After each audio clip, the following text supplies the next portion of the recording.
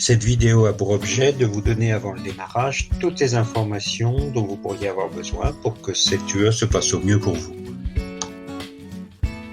Vous avez dû lire la fiche pédagogique de l'UE sur le site du CNAM qui vous donne les principaux éléments du programme, les objectifs et du contenu.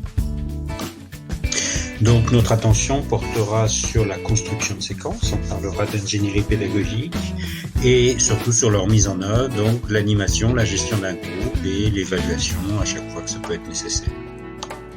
Si vous avez l'habitude d'animer, cette UE sera pour vous l'occasion d'approfondir votre connaissance, de prendre de la distance par rapport à votre pratique et puis peut-être aussi l'occasion de mettre des mots sur les choses, de relier une pratique parfois empirique à des connaissances théoriques.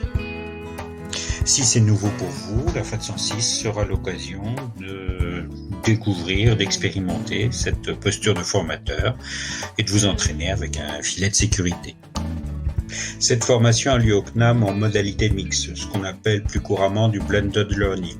Alors il s'agit de quoi ? Blended pour mélange et learning pour apprentissage, c'est donc une modalité qui mélange différentes formes d'apprentissage.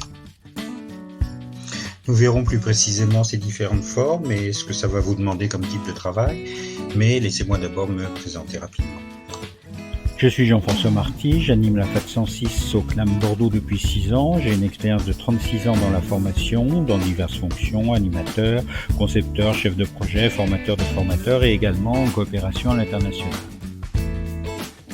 Pour cette année, je serai en charge du présentiel sur Bordeaux et pour l'ensemble des auditeurs, du suivi du travail à distance et des webinaires.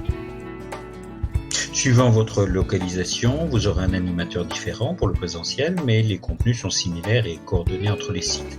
Le présentiel est destiné à favoriser l'interaction entre vous avec l'animateur et la dynamique de groupe.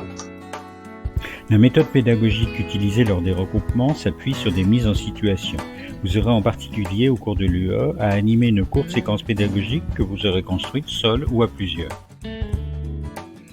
Vous animerez en situation réelle devant les autres participants et cette animation donnera lieu ensuite à un débriefing et à des apports complémentaires et des conseils, le tout dans une ambiance bienveillante. Toutes les UE en Blended Learning qui ont une valeur de 6 ETCS sont construites sur la même durée. Vous aurez donc 18 heures de présentiel sur une durée totale de 51 heures d'enseignement. Vous aurez donc peu besoin de vous déplacer pour des regroupements, 4 séances en tout. En revanche, les interactions seront moins fréquentes. Vous comprenez donc bien que pour ce module portant sur l'animation de séquences, ce présentiel est absolument incontournable et que votre présence lors de ces regroupements est indispensable. En complément des présentiels, vous pourrez suivre 6 webinaires ou cours en ligne d'une durée d'1 heure environ. Vous pourrez vous connecter avec l'outil Adobe Connect via la plateforme Moodle. Les dates et heures de ces webinaires figurent dans le programme de la formation. Pour ces séances de webinaires, l'ensemble des auditeurs des différents sites seront participants. Ces séances peuvent être interactives grâce à un outil de conversation et nous verrons comment l'utiliser au mieux. Ces séances seront dédiées à la transmission de contenu théorique et bien sûr avec la possibilité de répondre à des questions complémentaires. Dès la fin de la séance virtuelle en direct, l'enregistrement est disponible en différé via Moodle et dans l'espace de l'UE. Si donc exceptionnellement vous ne pouvez être présent lors de la conférence, vous pourrez toujours la consulter en ligne, mais l'interactivité en moins. Vous aurez également à réaliser des travaux dont les consignes vous seront données via la plateforme. Ces travaux ont pour vocation de préparer ou d'approfondir les séances ou les webconférences. Ils sont importants pour l'acquisition des différentes compétences visées dans cette UE.